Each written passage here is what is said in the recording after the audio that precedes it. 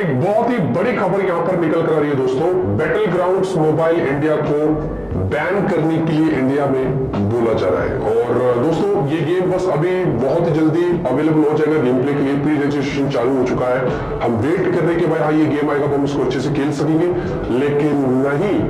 उससे पहले ही कुछ पॉलिटिशियंस से इंडिया में जिन्होंने दोस्तों ट्वीट्स कर दिया,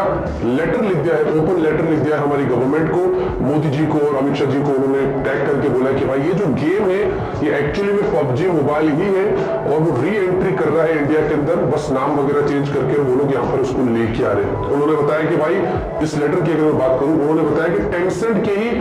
कुछ एम्प्लॉइज जो है वो वापस से बैटल ग्राउंड्स मोबाइल इंडिया के साथ ही काम कर रहे हैं। और भी उन्होंने बहुत सारे ऐसे एग्जांपल्स देखे, हाँ भाई इसका चाइनीज कनेक्शन है और इसको इंडिया में लेके नहीं आना चाहिए। वैसे ये जो है जिन्होंने ये बोला है ये फॉर्मर यूनियन मिनिस्टर है और अभी करंट वो अरुणाचल प्रदेश के एमएलए है जिनका नाम है निनोंग एरिंग। इनके साथ साथ अभिषेक जी भी कोई है जो पार्लियामेंट मेंबर है, उन्होंने भी यही बात करी और वगैरह वगैरह की चीजें यहाँ पर हुई है।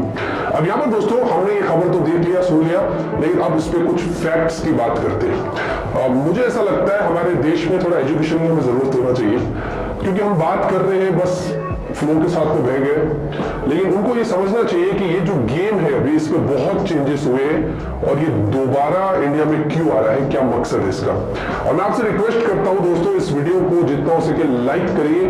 शेयर करिए, क्योंकि आपका भी सपोर्ट बहुत जरूरी है और हिम्मत करके हमने ये वीडियो बनाया है। पहले तो दोस्तों आपको बता दूं कि पबजी मोबाइल जो है वो इंडिया में बैन क्यों हुआ था, क्योंकि इस पर जवाब देने के लिए पहले हमें पीछे जाना पड़ेगा कि भाई ये गेम बैन क्यों हुआ था, क्योंकि इन्होंने बहुत बड़े बड़े इल्जाम लगाए हैं। और ये ट्वीट अगर पहले आता तो शायद हम अग्री भी कर लेते, लेकिन अब मैं क्यों अग्री नहीं करता हूं उसके ऊपर हम बात करते हैं। पबजी मोबाइल जब बैन हुआ था उसके साथ बहुत सारे और भी चाइनीज एप्स बैन हुए थे, इनफैक्ट टिकटॉक को भी बैन कर दिए थे। उस वक्त हमारे देश में हमारा जो लफड़ा था चाइना के साथ बहुत ज्यादा हो रहा था, तो गर्मा गर्मी बहुत थी और जितने भी एप्स इंडिया में जिनका कोई भी चाइनीज कनेक्शन होता था हमारी गवर्नमेंट एक के बाद उनको बैन करते जा रही थी। और पबजी मोबाइल भी उसमें था क्योंकि टेंसेंट उसका देखभाल कर रहा था इंडिया के अंदर। अब टेंसेंट रहा एक चाइनीज कंपनी और हमें डर था कि भाई हमारा डेटा वगैरह कहीं यहां से वहां ना उड़ जाए, इसीलिए वो सिक्योरिटी कंसर्न के हिसाब से हमारी गवर्नमेंट ने उस वक्त पबजी मोबाइल को भी बैन कर दिया था। उसके बाद क्राफ्टन जो इस गेम के डेवलपर्स है उन्होंने क्या बताया, जब उसको रीलॉन्च करना था इंडिया के अंदर तो उन्होंने क्लियरली बोल दिया कि भाई अब हमने पबजी मोबाइल को टेंसेंट से अलग कर दिया है, यानी कि टेंसेंट का अब पबजी मोबाइल में कोई भी लेना देना नहीं है। साथ ही साथ उन्होंने ये बताया, वैसे पहले आपको बता दो क्राफ्टन एक साउथ कोरियन कंपनी है, वो चाइनीज कंपनी नहीं है। साथ ही साथ उन्होंने ये भी बताया कि भाई अब जो भी प्राइवेसी जो कंसर्न्स वगैरह है इसकी पूरी की पूरी हम देखभाल करेंगे और हमने एक टीम बनाई है जो इंडिया में मतलब लोकलाइजेशन होगा और हम यहीं पर सारी चीजें करेंगे, मतलब यहां से डेटा बाहर नहीं जाएगा, सब कुछ यहीं रहेगा। इनफैक्ट जैसे कि बोल रहे हैं ना कि ये गेम सिर्फ इंडिया में ही खेलने के लिए मिलेगा, इसका मतलब ऑब्वियसली सब कुछ इंडिया में ही होगा, यहां से कुछ बाहर नहीं जाएगा। इसी वजह से उन्होंने पबजी मोबाइल को ही हटाकर बैटल ग्राउंड्स मोबाइल इंडिया कर दिया था कि भाई इसका कोई लेना देना इस गेम से है ही नहीं। हम मानते हैं कि पैकेज फाइल में तो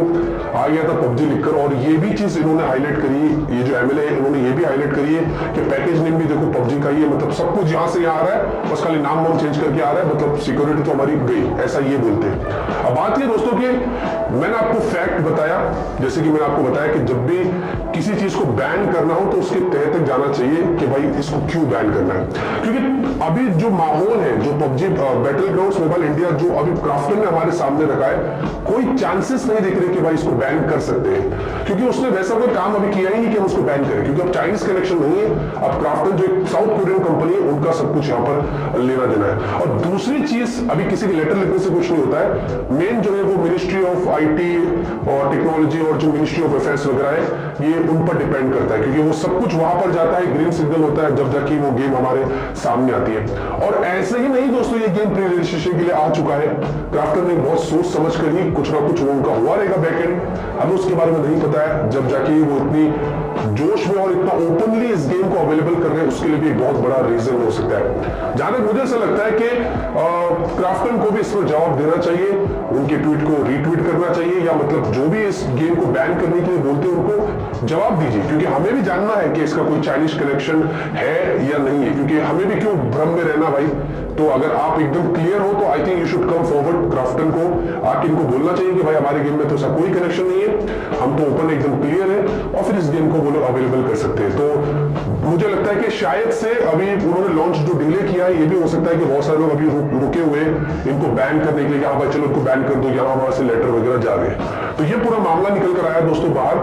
और मैंने सोचा आपको इस बारे में बता दूं, एजुकेट कर दूं, क्योंकि यहाँ पर लोग जो है वो कुछ भी कर रहे हैं बिना जाने कुछ भी हो रहा है। तो बस इतना ही दोस्तों इस वीडियो के अंदर। लाइक करिए, शेयर करिए, आगे जो भी होगा मैं आपको जरूर से अपडेट करूंगा इसके ऊपर कि भाई इस गेम का क्या हो रहा है, और देखते हैं। तब तक के लिए ऑलवेज कीप स्माइलिंग।